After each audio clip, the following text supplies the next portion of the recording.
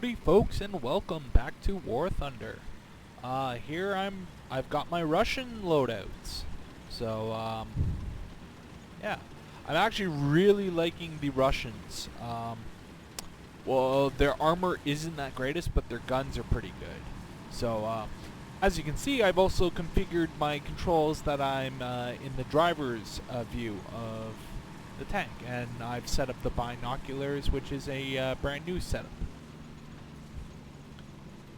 And I actually kind of like the driver's view. It makes it easier for looking where you're going, essentially, if your turret's pointed another way, and keeping your turret pointed in that direction. But here we're on Finland, and here there must have been a bit of a glitch because I kept on going even though I had hit my brakes. Also, if you do notice that I'm doing a little bit more clumsy driving, besides the fact of me crashing into that rock, that was by pure glitch, I guess. That's because I've switched up my actual tank controls, and ouch! That sort of sucked. Nice shot from that heavy tank. Oh, I skipped ahead because I was kind of pissed. I'll remember not to skip those in the near future. But yes, I've re-changed my controls so that I'm... Okay. So that I'm no longer actually turning left or right. I'm hitting the left or right... there we are. I'm hitting the left or right brakes for the tracks. Because I've been playing with that kind of way for a while, and I find it sort of easier to control the tanks hitting the brakes at high speeds. So here I'm in my T-60, which is a light tank, but it's practically a self-propelled anti-aircraft gun. Essentially, you can sum it up as the only tank that really doesn't need to be afraid of aircraft taking it out, because its armor is pretty good at defending against the aircraft bullets. So, yeah, so you'll definitely see me use this tank to its full potential as an AA, mobile AA gun. Here I figure I'll try and sneak up on that guy, or try and destroy his gun. No, not happening. He shot at me, high explosive I guess, but it must have bounced off, because that's the one thing about the T-60 is it has a very high slope. I have no idea. Essentially, I've also did the whole lock-on thing, because I finally actually figured that out, exactly how to lock on so I could get the lead for planes and whatnot easier. And I've done that on my middle mouse, which is also my zoom. And I find it in this view, this is so much easier to essentially shoot them down. So I got that aircraft. That's aircraft number 1. So here I figure, okay, he's probably passed on. But here now I'm in... Oh, give me a second here. There we go. I guess I have to keep on switching back and forth between the views in this replay. Let's try players. Nope. It did not like that. And yeah, that guy, I had went after the bomber and tried to... there we go, that's showing up. I had tried to go after the bomber, but unfortunately the cannons on the Japanese aircraft there had run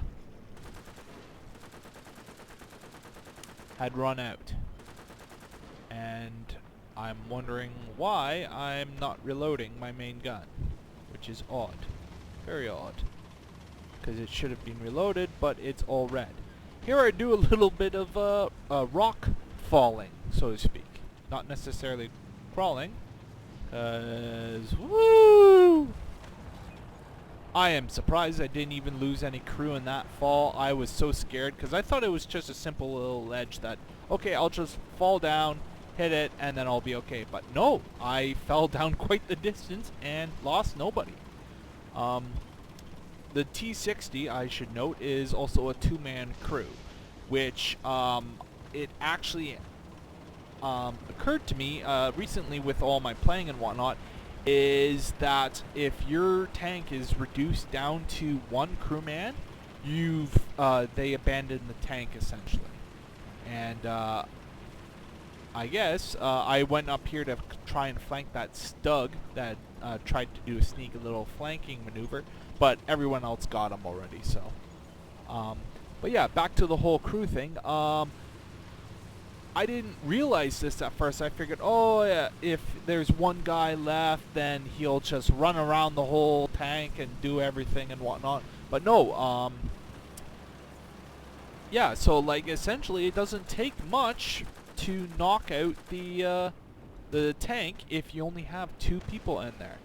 And yeah, I think this replay is glitched out because my autocannon, the awesome autocannon, should have been firing. Oh, there we go. Now it's starting to reload. But yeah, I essentially tossed on armor-piercing rounds and taken them out from the skies with the autocannon. So it's not bad. It holds 58 rounds and it fires them really, really fast. And it has a really, really long reload. So that's really the only thing I can say about the T60 that I'm not too much of a fan of, is the whole fact that like you can shoot out your ammo like it's nothing, and then you're stuck with a long reload in which you can't do anything, because also your machine guns, coaxial machine guns, are they've got quite the short belt. I think it may be 50 rounds or something like that. But I had read, apparently, that if the main cannon goes out, you can use your machine guns to compensate for the reload. Like, you alternate, you fire your main cannon first, and then you, once that's empty, you fire your MGs. But the MG essentially lasts about half of the reload. So if you're ever playing the T60 and you're new to it, keep that in mind, is to not shoot all your bullets at once. And that's also the other thing I learned with this tank, is to burst fire. Most of the time, like a lot of the aircraft I used in this, they were wide up in the open. So that's the other thing too, is you can hear the airplanes coming, and as soon as I hear that, I always point to the skies and just watch my map. So here now I figure we're recapturing the cap after quite the bad start that we had. So I figured they're capturing it, so there's no point in me going there, and I figure I'll try and get a nice forward point to try and flank tanks. Because that's the thing with this tank, is that your ammo isn't very good at destroying other tanks unless you flank them. The high explosive, I have been luckily able to destroy modules, and like if I'm lucky, I'll get a little bit of fragmentation through a viewing slot, but that's about it.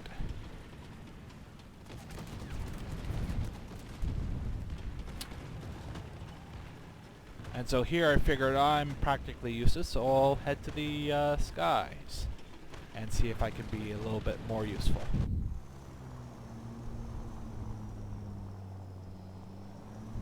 Oop, shoot.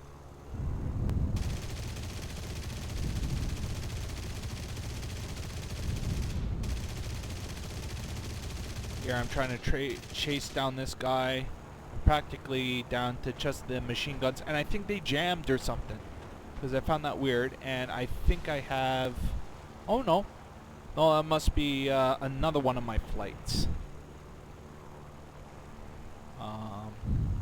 Let's see here. Oh, yeah, that's what happened. Is that I needed to get back. I wanted to get back to the T60 just in case someone was attacking me. And of course, if you didn't notice, someone kamikazed me, and unfortunately, this tank has about 15 millimeters of armor, pretty much everywhere. And although most of the time I always thought that the airplanes kamikazing you did nothing. And, well, that's not the case with this guy. I pretty much had both my tracks severely damaged. The engine and radiator were beaten up pretty bad. The only thing that wasn't bad... oh, see. Sorry. See, that's the thing, is I think that airplane crash took me out. Like, that's how bad the armor on this thing is. Yeah, that was pretty much it, was the airplane had kamikazed me and took me out. That's the first time I'd actually seen that. Here I'm trying to do some more AA. Yeah, I have to be very patient with the whole lead angle, because if someone's doing a corkscrew, well, that was pretty close to the building. I didn't realize that in the game the last time. I thought he just flew a little higher than that. But if people are doing the corkscrew maneuver like this guy's starting to do, essentially what you have to do is you have to sort of go where the circle will be. And the short belt, again, I got fed up and tried to toss a tank shell his way.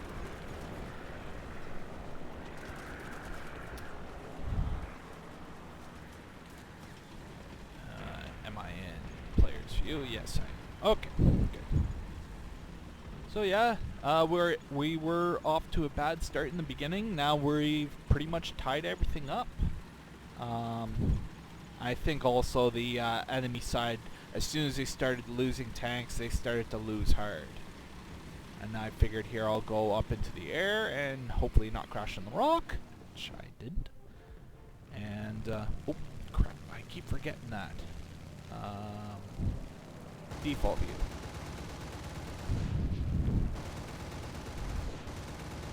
Going after this guy, and he's gonna not kamikaze. Pretty much I can I can tell when people aren't gonna kamikaze when from the sky, of course, because it's kind of hard to see that from the air. But it's when people I've talked about this in the last video, but it's when you go from a very agile aircraft and then this Japanese one, which isn't so agile, and I just I dinged my wing there.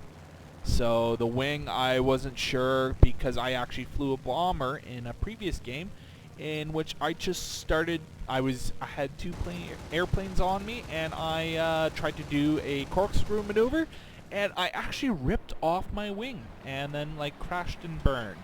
So it was unfortunate because I didn't even get to bomb anyone at all.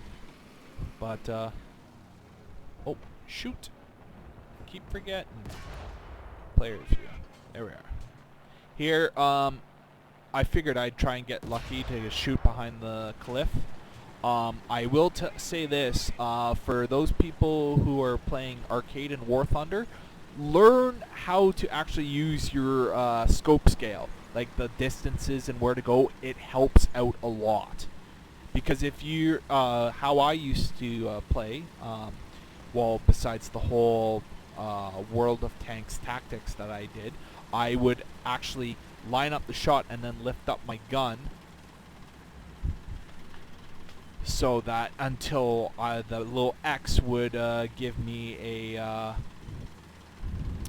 essentially a green or yellow or something like that. But yeah, so it helped because I can tell, okay, that guy's a kilometer away. I know I need to lift up this guy up already. And that one sucked because I hoped I could get the jump on that guy, but he was thinking the same thing, and he obviously won. So here we go, another AA thing. I hit him a couple times. And that was my MG that took him out, and that's another aircraft. I've actually lost count. I meant to count all the aircraft that I took out. But you guys will be able to see that in the next, guys, because this is it. So yeah, I'll list the aftermatch again, and I'll show you guys that. So I guess I'll see you in the next video, folks. All right, adios.